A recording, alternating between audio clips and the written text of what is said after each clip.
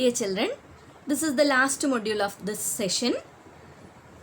Count is the next function. Count of. It returns the count of any element in a tuple that we already discussed in the list. That is how many times the given element in a tuple. It will return the count only. If given element not present in the tuple, it will return 0. Look at the tuple. I had given val and I had repeated 23 times. That is why I am getting the value as 3.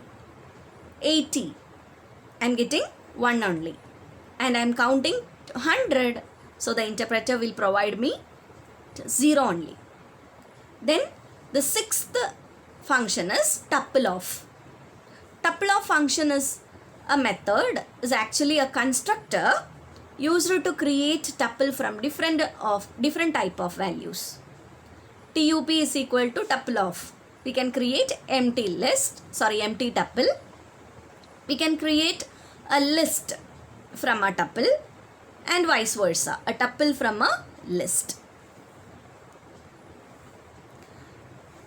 Creating tuple from a string that we already discussed. Quick brown fox. What happens? QUICK space BROWN space FOX. Each and everything will get a element space. Then tuple of a list 2, 20, 40. What happens here? Again we are getting a tuple with 1, 20, 40 as a tuple elements. Dictionary we won't discussed. We will discuss in the next chapter only. In a tuple we can pass only a sequence, either string, list or a dictionary, not a single value. If we pass value other than the sequence, it will return a error. That is t is equal to tuple of 10. It will produce an error. Then this is the last topic in this chapter, indirectly modifying the tuples. That is how we can change the tuple values. When the chapter starts, I told tuple elements cannot be changed or a change cannot take in a place. So how that can be done? Through indirectly. So that the tuple must be converted into list.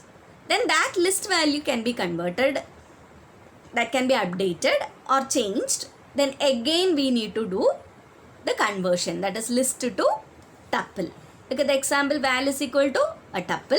ABC equal to unpacking happens here. Then B becomes what? 30. Again I am using the same. Val is equals ABC. If I am printing val, I will get the changed value. 20 will be changed into 30. So unpacking, using unpacking. The second step, using a constructor. So food is a tuple. Rice, dosha, idli, mushroom, paneer. And I am using that tuple into my food is a list. List of foods. What happens here? The tuple food is converted into list. Then I am changing my food of 2.